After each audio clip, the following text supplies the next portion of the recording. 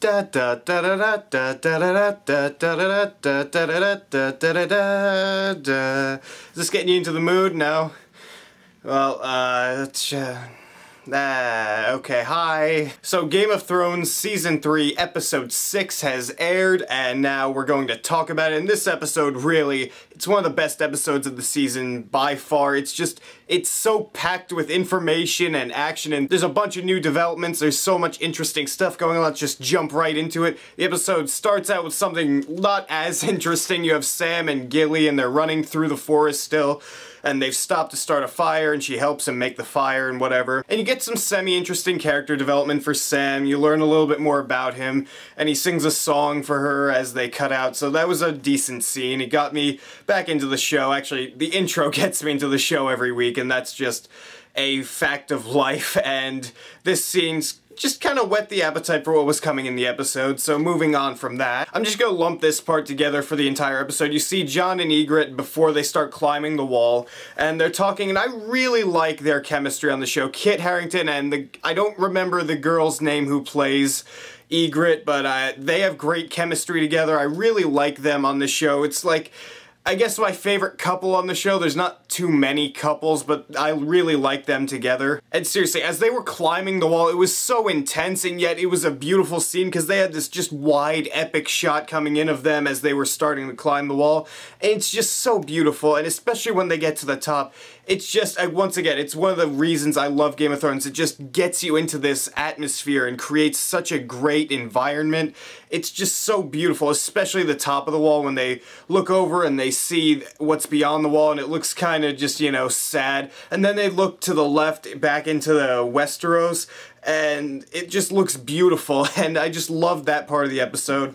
I'm glad Jon and Ygritte survived, even though that dick tried to cut him off.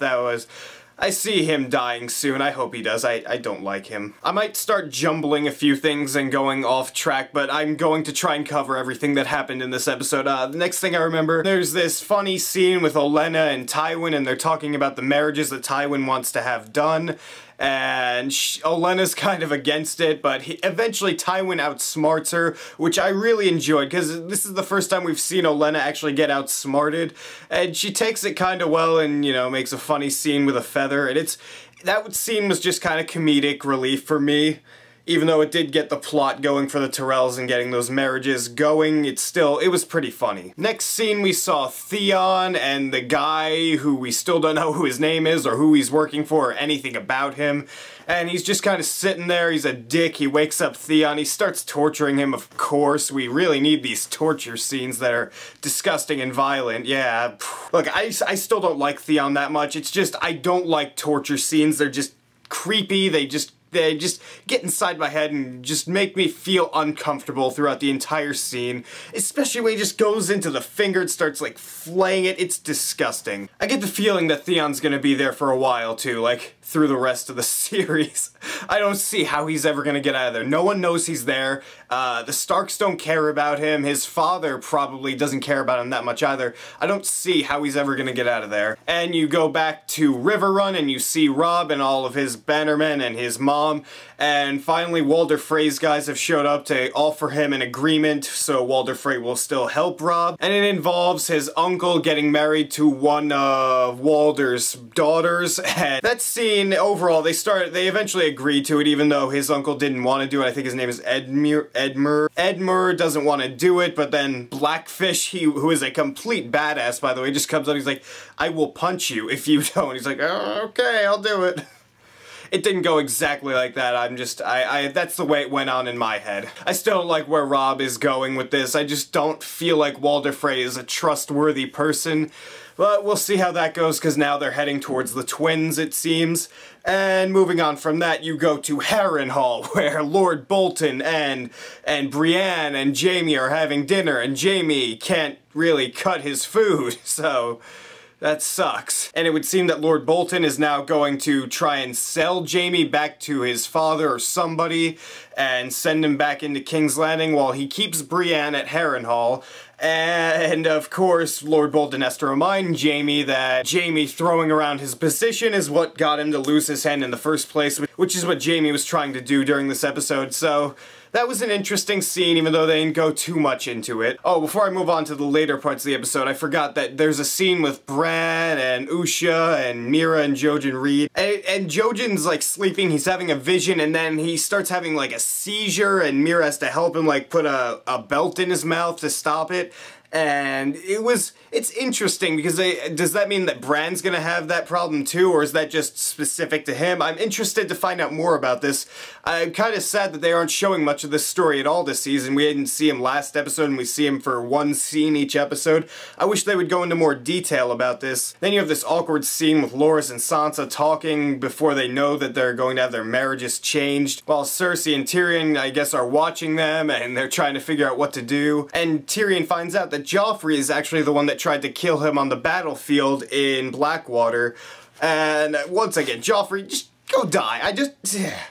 And Joffrey does something else this episode, of course, that's kind of piss-off worthy, and we'll talk about that in a minute. But just Tyrion, he's kind of getting the short end of the stick here. Haha, short, he's short, blah. I just feel bad for him overall, and then Sansa's so happy about getting married to Loras, and then Tyrion walks in the room, and Shay's there too, and he has to tell them all about the marriage right then and there. I'm glad they cut away from that, because it just would have been completely uncomfortable to watch. I am kind of interested to see how Shay reacts to that next week. Hopefully they have her in the episode. Then you see the defining scene of the episode, at least for me. You see Littlefinger, he's in the throne room, he's staring at the throne, he obviously wants to sit on it, and Varys comes in, and they start talking about the throne and how it was made and whatnot, and this is such a fantastic scene. Littlefinger goes in and starts talking about how he knew what Varys was doing with Roz as a spy, so he sent her to Joffrey, and Joffrey, like, he must have sent like 10 different arrows into her and killed her.